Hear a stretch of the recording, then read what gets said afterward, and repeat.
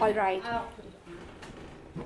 So I'm loud enough, so thank you very much for this kind introduction. I am absolutely delighted and honored to be here today and present my research finding. A big thank you to a number of my students who have especially come here to listen to me, so many thanks to them.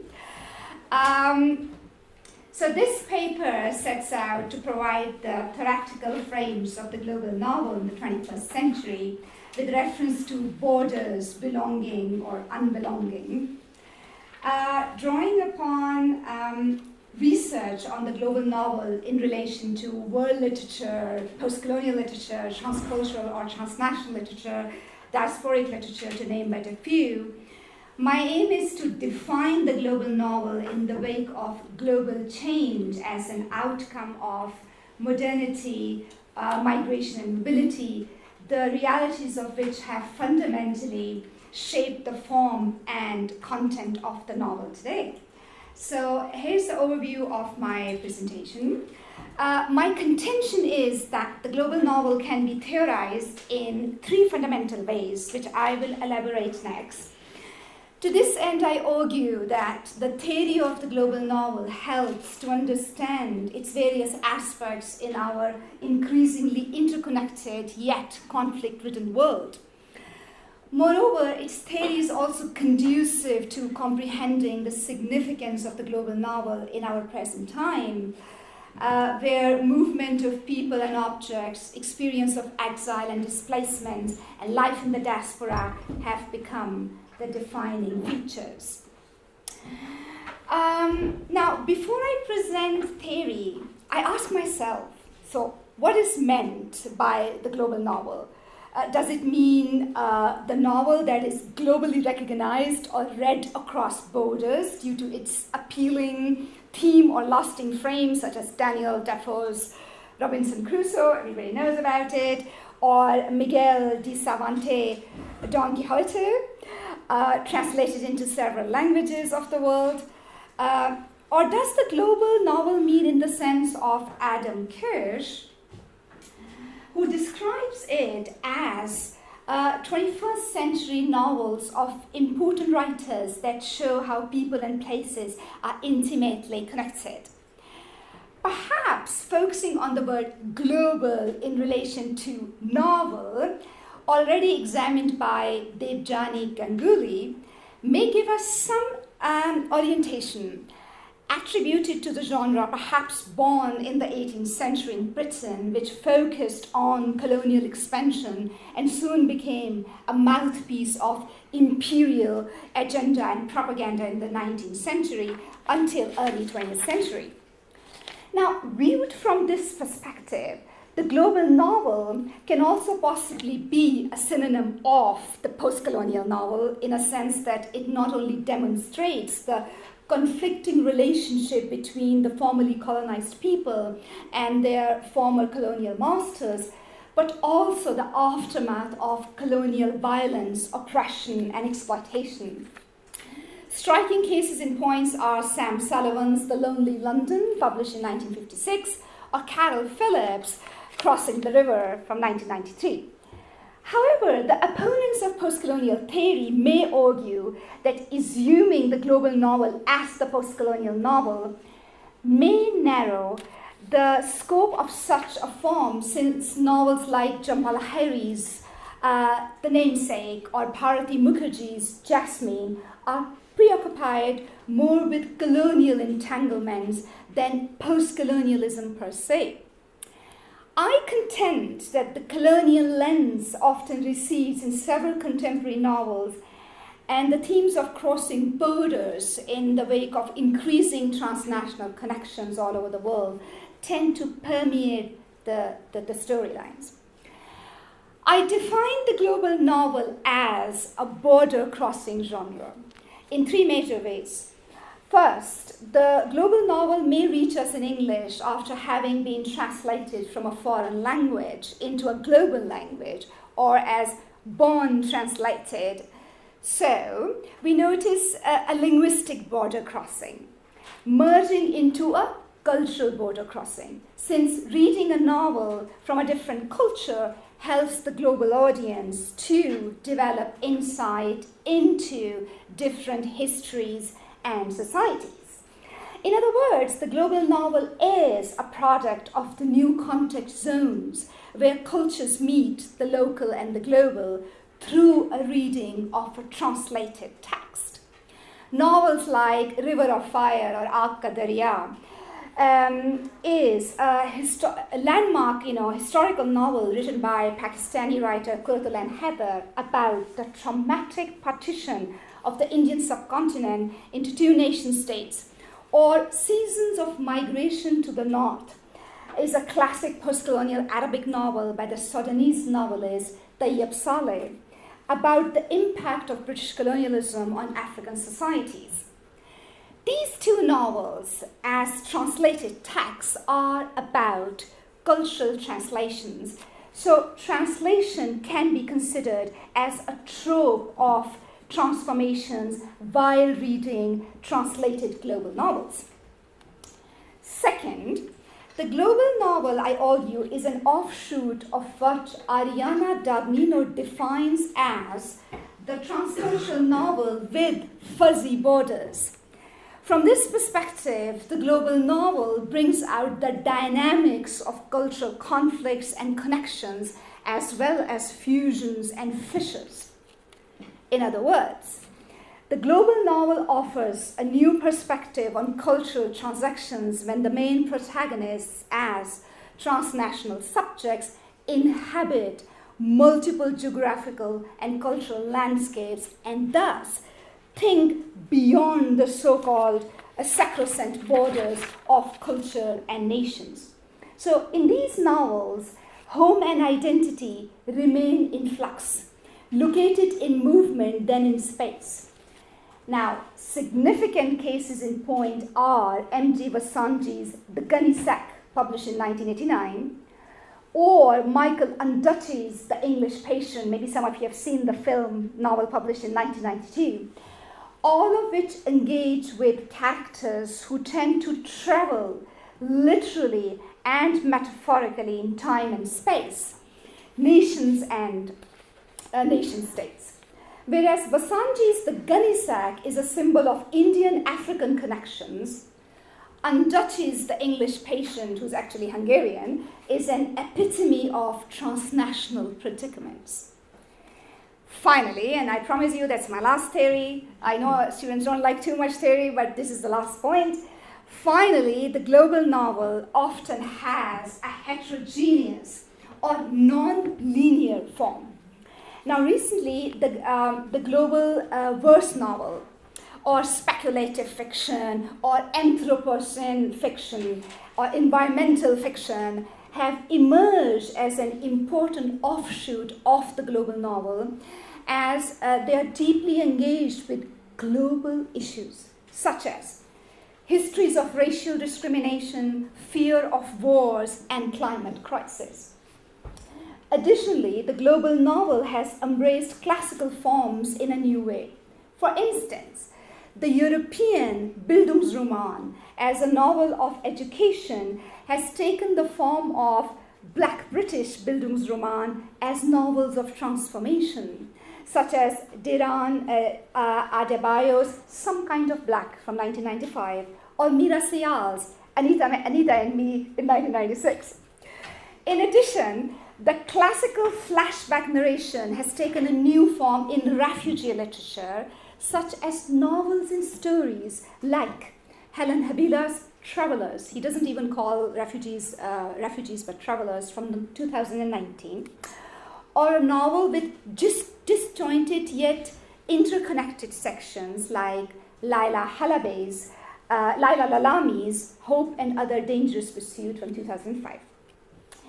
In all these forms, as characters from different backgrounds cross linguistic, cultural, societal, territorial, and national borders, the novel tends to intersect with travel literature, in which the journey motive, both spatial and temporal, is of paramount importance.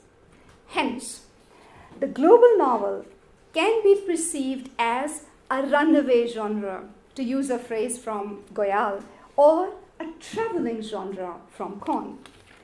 Now, these three definitions underline that the global novel urges us to see culture, identity, nation and nationalism, home and homeland, not as closed containers, but as shaped by plurality and diversity, in which the different dimensions of travel as a metaphor takes center stage. I come to the theory of the global novel with reference to 21st century Anglophone novels from South Asia and Africa. So I'm going to show you how I use the theory as a methodology. First, the first theory of the global novel is based on the realities of travel, mobility, and migration. Now, crossing a variety of borders, the fictional characters tend to act as transnational subjects who have cosmopolitan personas because of multiple cultural interactions. Now, by virtue of these interactions, the global novel is evocative of cultural translations of characters on the move, whose identities are in constant flux. Thus, the first theory points to the triangular relationship of multiple identities, mobility, and migration. Now, before I elaborate on the triangular relationship, let me point out that the first theory takes its inspiration from two sets of travel theory. First is from Edward Said's very famous essay, Traveling Theory, and James Clifford's very short text, Notes on Travel and Theory. Indeed, mobility and migration are increasingly discussed in tandem in social sciences, cultural and literary studies, as the following works on the slide demonstrate. Notably, mobility can be seen not only as an important step before the experience of migration that tends to indicate settlement, but also as an integral part of the migration experience. So as migrants are likely to travel physically and temporally between two different continents and cultures, their identities mirror the experience of movement and migration. To support my point, I would like to give you an example from a very famous novel by Kamila Shamsi called Burned Shadows. The novel is based on a Japanese character, Hariko Tanaka, who falls in love with a German Jewish man, Konrad Weiss. But Konrad, who has escaped anti-Semitism in Germany, dies during the bombing of Nagasaki in 1945. Hariko was so much in love with Konrad that she doesn't bear to live without him. So what she does, she travels to India, where Konrad Weiss's sister Ilsa lives. There she falls in love with Ilsa's assistant Sajjad Ashraf. But then comes the partition of India in 1947, and to escape violence, she moves to Pakistan. But in 1998, Pakistan decides to create an atomic bomb.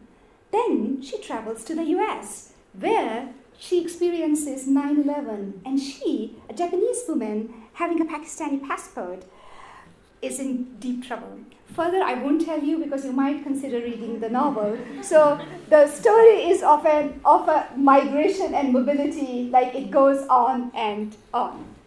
So I move on to my next point now. The second theory of the global novel, I argue, is rooted in the experience of displacement, both internal and external on the one hand, and dispossession, both of home and land on the other. The experience of displacement and dispossession combined with exile are often essential to the global novel as triggered by political unrest, war, social oppression, ethnic conflict, or poverty in the homelands of the fictional characters that they have fled. Hence, while applying the second theory to the global novel, we notice that this particular kind of literary form can be read as an alternative archive of violent or other histories that focus on the individual as a deterritorialized being. Histories that are perhaps absent in national records, but take the form of testimonies in the realm of fiction. So the triangular relationship of displacement, dispossession, and deterritorialization takes me to the two prominent theorists, Gilles Deleuze and Félix Guattari, who have theorized deterritorialization in relation to re-territorialization and have offered new perspectives on displacement and dispossession. Now, to support my point, I would like to give you the example of a refugee text. It's called Exit West. Maybe some of you are familiar with it. The novel is based on the story of a couple called Nadia and Saeed from an unnamed country, but it's very, very probably Syria. And they leave the country to escape violence through their smartphone. So the novel has magical, realist elements. They press a button on smartphone, close their eyes, and suddenly they are in a different country. So the smartphone becomes a trope of transnationalism because it surpasses borders and border regimes. However, the smartphone actually takes them to mysterious doors. Now, the doors have a paradoxical role in the novel. So the door sort of opens and shows you a way. But as soon as they go through to the door and enter different Western countries, they only face violence. First, they face violence in Austria. Then they face violence in Britain. Then they, through another door, they move to America and they face violence there as well. So in order to escape violence, finally, they manage to go home. So it's a refugee return narrative. It's like Exit West.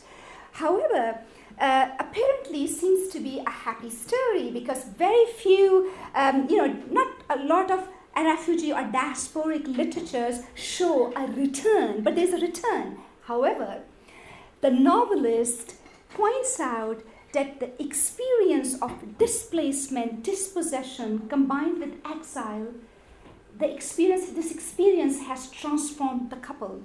And what they do, they have to show resilience and resistance to embrace their old life back. So it's a very peculiar kind of a refugee narrative. It's a novella. Now I come to my last point. Finally, the third theory of the global novel engages with transcultural, what I call transcultural translation and transformations. So one thing I tell all my classes that any kind of migration, any kind of travel changes the person in a good or a bad way. So you have to, it makes sense if you look at the theory to approach migration as a trope of transformation. So I employ the word translation and transformation to signal cultural crisscrossing as integral to the migrant and diasporic condition.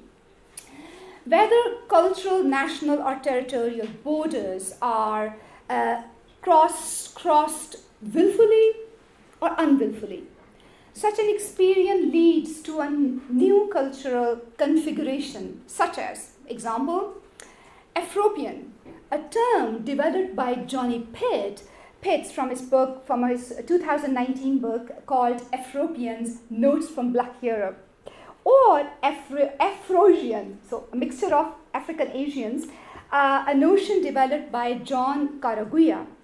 Now, both of these terms indicate the translation of cultures in the wake of new cultural encounters.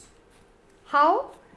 African identities meet British identities and a new transcultural identity is created. Similarly, when the Indians in the late 19th, early 20th century moved to Africa, they embraced African Indian identities. So as the global novel unfolds the challenges of the diasporic subjects and migrant lives, it tends to sensitize the reader to such translations, which also unfold the transcultural predicament of fictional characters with hybrid origins or histories.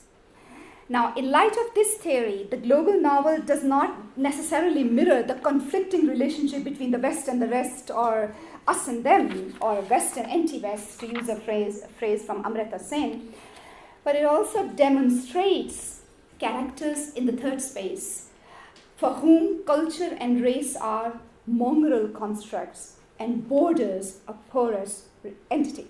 So I give you my last example before I present my conclusion. So my last example is Nuruddin Farah's novel North of Dawn, which tells the story of a Somali couple, Mukti and Gokala, who have been living happily for 20 years until their son Takna joins the terrorist organization Al-Shabaab in Mogadishu and blows himself up to wage jihad.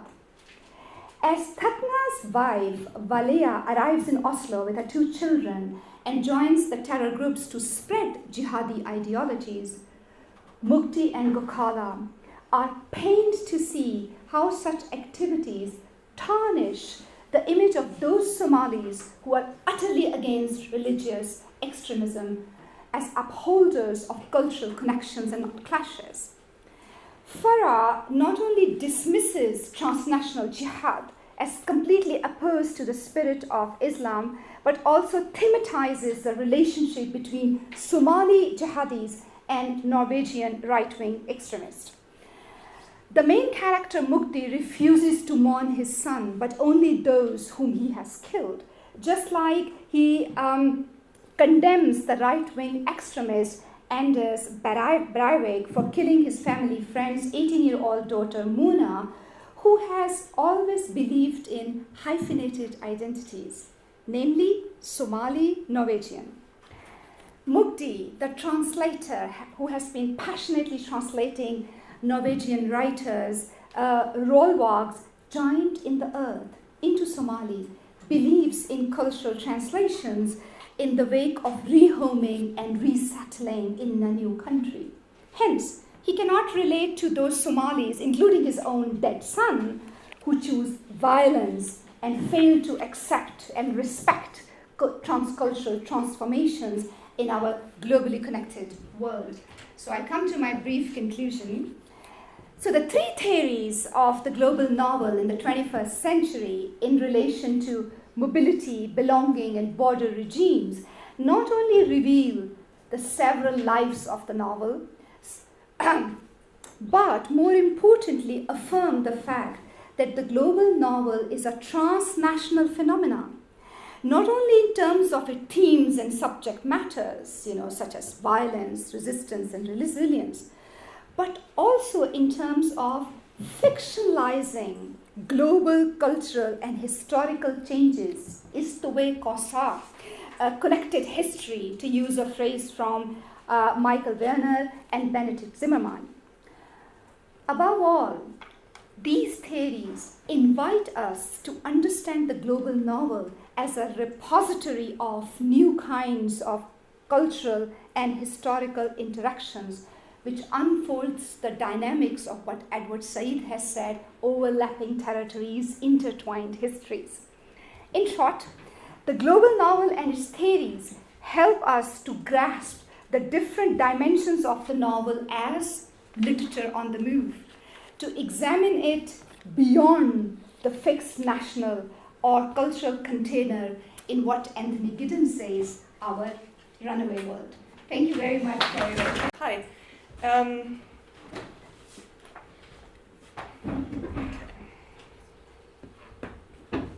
So I will start with 2 settings that happened in the media over the past couple of years. One from Germany and one from Turkey, where my research is based. On 20th of October 20th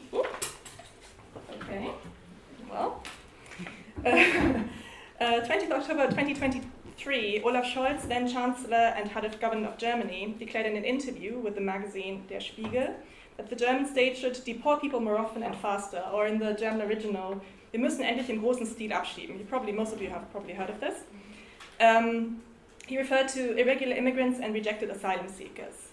His interview was characteristic of the recent right-wing shift in German migration policy.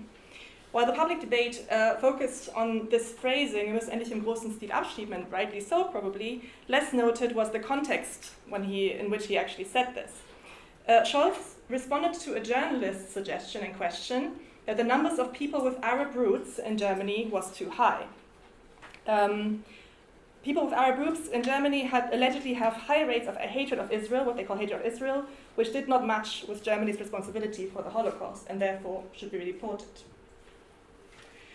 In Turkey, in July 2022, a social media video went viral in Turkey. Maybe you haven't heard of this, but this is also an interesting case. It shows an argument, these are screenshots of the video. It shows an argument between Turkish middle-aged men and women and a 17-year-old Syrian boy during a street interview, a popular genre of YouTube, where content creators interview members of the public in the streets on some topic of interest. One Turkish person accuses Syrians of being lazy and taking public money. Another accuses the boy's Arab grandfathers of backstabbing the Turks by collaborating with the French and the English during the late Ottoman Empire, and that this backstabbing continues today. Another woman calls Syrians perverts while Turkish soldiers fight in Syria, including her son. The boy valiantly tries to counter all these narratives. He says that he's studying, he's working at the same time, and he asks, "Who am I? I'm a human." What both examples have in common is how discourse that distinguish between a national us and a migrant or refugee them often draw on narratives of time, which I want to focus on in this talk. These narratives may be about collective histories, such as the role of the Holocaust to contemporary Germany's identity, or speed, as in Olaf Scholz's suggestion to deport faster. They may be about how refugees spent their time, working or not working, or references to imperial past, such as Arabs in the past and today in Turkey. In this paper, I would like to argue that contemporary processes of exclusion and inclusion of migrants, or rather migrantized people that are designated as migrants by and in states, and thus rendered deportable, that these processes increasingly rely on what I refer to as temporal othering. With this I mean that hierarchical differences between people are produced through narratives about and practices of time.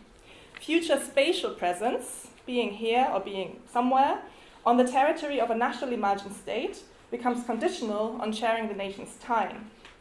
I'm inspired by long-standing postcolonial arguments on the temporalizing discourse of colonialism and imperialism, and feminist scholars who argue that time is always about power relations.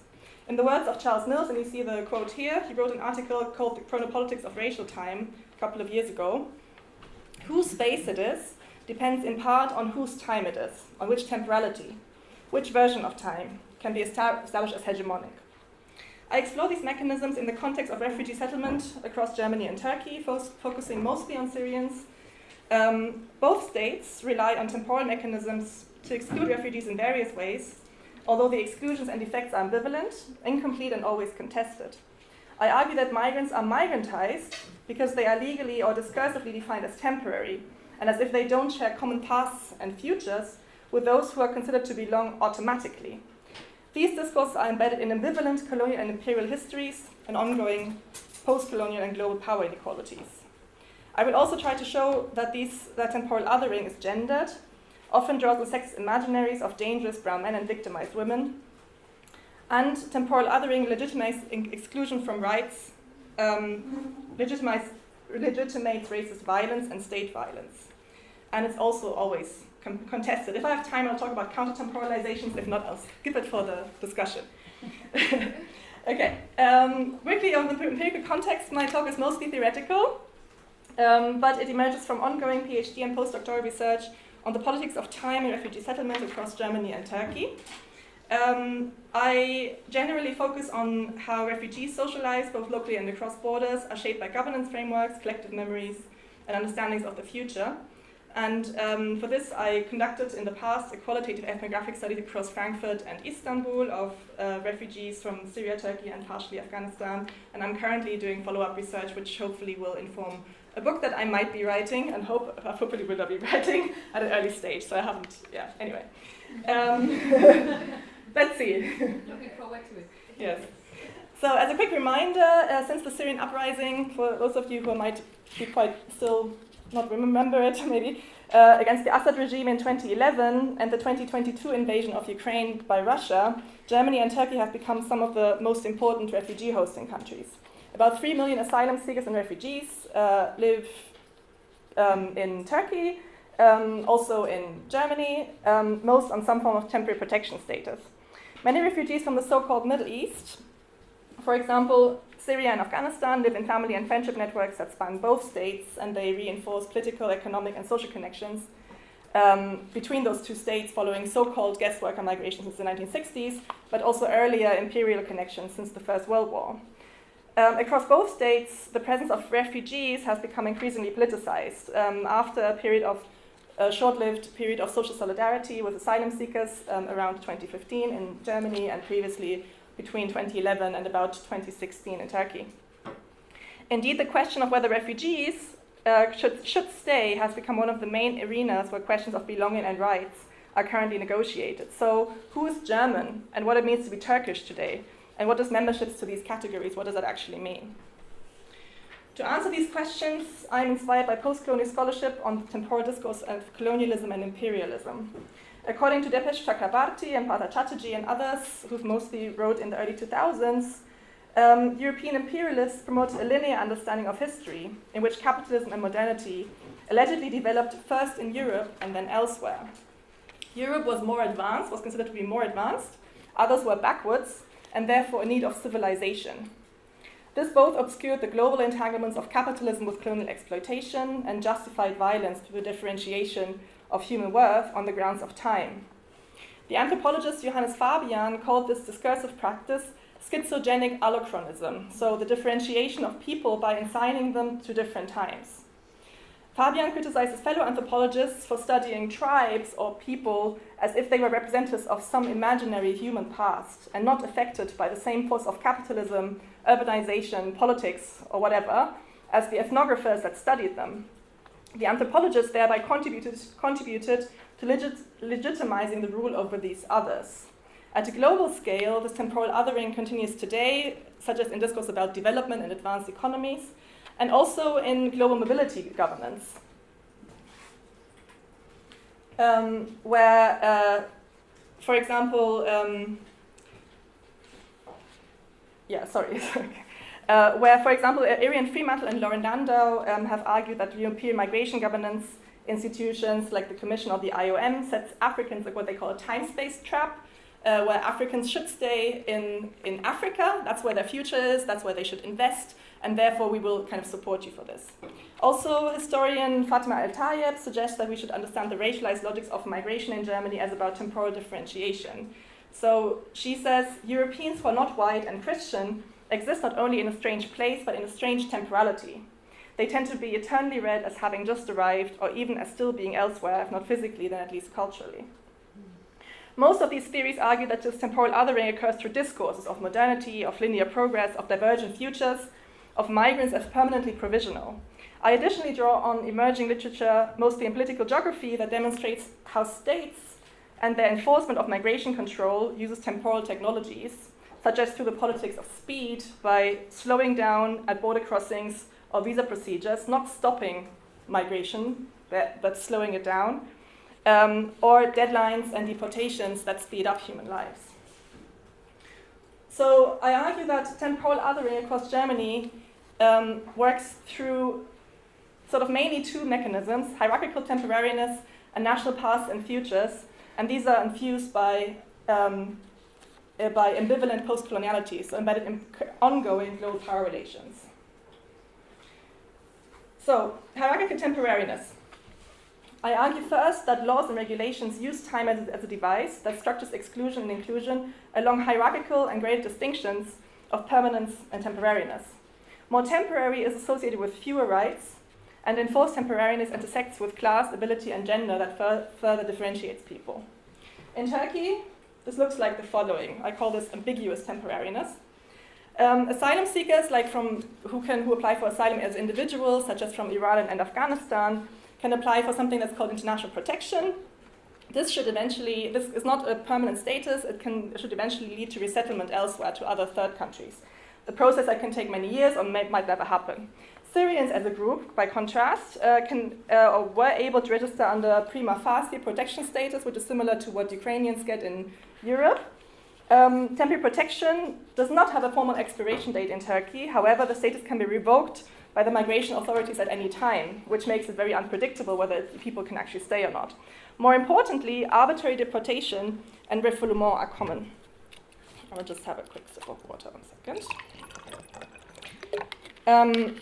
Neither international protection nor temporary protection status can be transformed into longer term residency permits, or pathways to naturalization, or even permanent residency. Together with restrictions on social rights, economic participation, and mobility rights, refugees' presence in Turkey is not only temporary, but highly insecure and uncertain in the present. There are two exceptions to this. First, Syrians, for example, who never registered for temporary protection, but for normal migrant residence permits instead. Those usually require a substantial amount of money in the bank account or investment in Turkey. And second, who can also avoid this temporariness, some Syrians have been able to apply for exceptional citizenship, which was introduced after an order of President Erdogan in 2016, which is an extremely opaque process where some people are personally invited by SMS, so it's not a formal application process. And about 250,000 have actually been naturalized, but since last year, no new naturalizations have been announced. There's some evidence, however, that naturalizations differentiate by ethnicity. There's no formal policy for this, especially the Turkmen Syrian minority, who are Turkish speakers who remained on the Syrian side of the border when the Ottoman Empire fell. I find it apparently easier to naturalize. There's some evidence for this, whereas Kurds from Rojava are more excluded. So together, class and ethnic citizenship create temporal hierarchies amongst the groups of refugees in line that accord with the needs of capitalism and nationalism. Most are temporal others in Turkey, most refugees, whereas a few can better plan for a future in Turkey. In Germany, hierarchical temporariness is embedded in the ways that asylum law has become increasingly differentiated in the past, so especially since 2016. Until the 1990s, asylum was a rare but permanent status and clearly separate from temporary labor migration. Several things changed ever since. First, protection statuses have become temporary in principle after status reviews were introduced in 2004. It became easy at the same time for labor migrants to apply for permanent residence. So again, the intersection with capitalism here. Second, the sheer number of possible statuses, residence permits, and administrative papers has proliferated. When I counted them a few months ago, someone arriving in Germany as a new asylum seeker or migrant could have up to 195 possible legal status combinations, with 37 of these related to asylum in some way. This makes the law really complicated, and this just makes it really hard to claim legal rights because you don't necessarily know what kind of stuff you're actually eligible for. Third, most legal statuses are becoming shorter and less secure, which is again associated with fewer rights. For example, subsidiary protection, which is a protection status for people who have fled war but are not individually persecuted, or not considered to be individually persecuted. This was introduced in 2013 on the same terms as 3-year refugee status. But the duration was later reduced to 1 year, and associated rights like family reunification were cut at the same time. Finally, permanent residency has become more difficult to achieve because of higher integration requirements like language and employment. So overall, these changes produce a sloping and gendered hierarchy of worth, with citizens at the top, refugee status in the middle, and dozens of Duldungspapers at the bottom, because these requirements are often harder to meet for some people, especially people who are older, people with disabilities, and parents with children who are often female. So a second form of temporal othering beyond these kind of legal differentiations works through discourses that distinguish between those who have always been here and people who are eternal newcomers, as Fatima El-Tayeb has argued as well.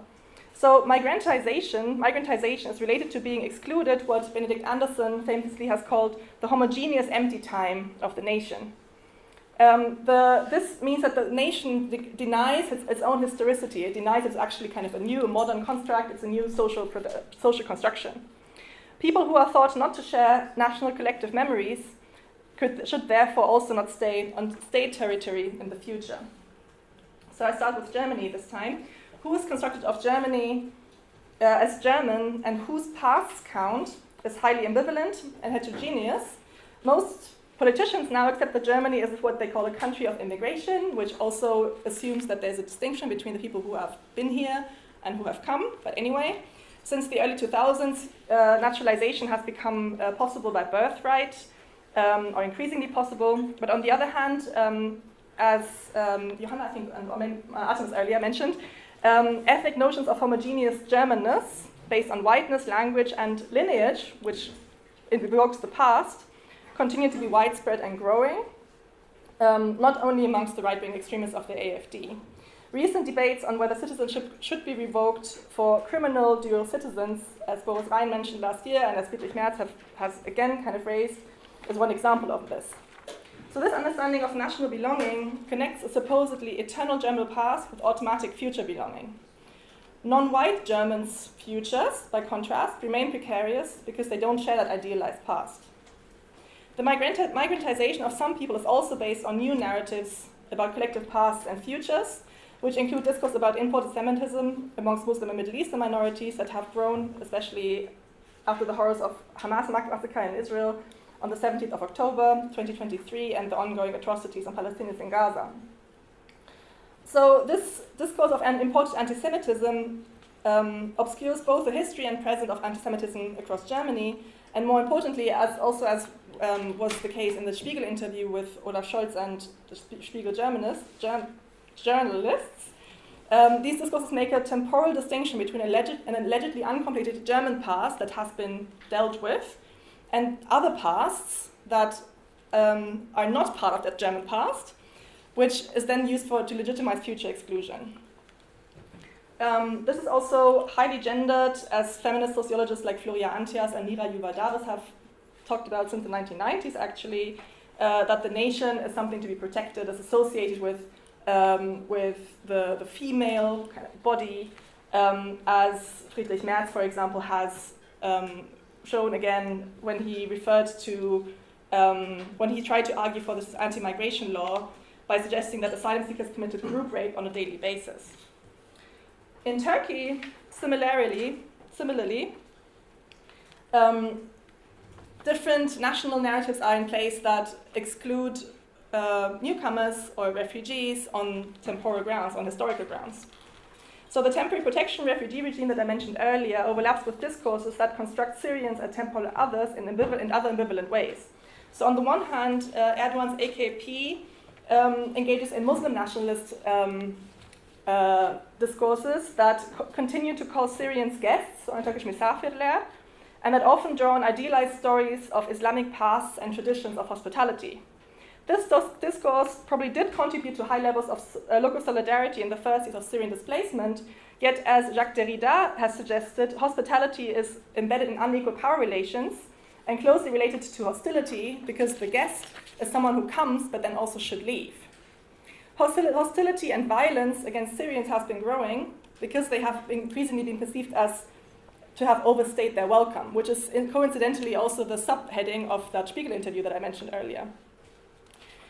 These discourses coincide with ethno-nationalist racism based on what Barış Ünlü together calls Turkishness, associated with Turkish ethnicity, Sunni religious identity if not practice, and militaristic masculinity. So again, highly gendered, and anti-Syrian riots, for example, and mob violence in July last year was triggered by the arrest of a Syrian man who had allegedly raped a Turkish girl and led to the destruction of multiple shops in the city of Kayseri and violence and arrests as well.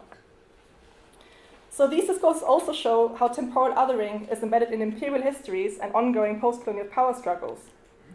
The Turkish state, for example, regularly bombs the Kurdish regions in Syria and Iraq and supports local armed groups to extend new Ottomanist control in the region, while at the same time pushing Syrians towards that region. And at the same time, Erdogan and other politicians in Turkey often claim to stand up to Western imperialism while doing these kind of near-imperial practices. So to conclude, I have argued that contemporary forms of migrantization construct refugees as temporal others who have not belonged in the past and therefore will not belong on equal terms in the future and should eventually leave. Temporal othering works through the law. Refugees remain refugees because they are legally designated as temporary. Temporal othering is also expressed in everyday discourses of national belonging. Migrants remain migrants because they are excluded from national pasts, but also national futures by extension.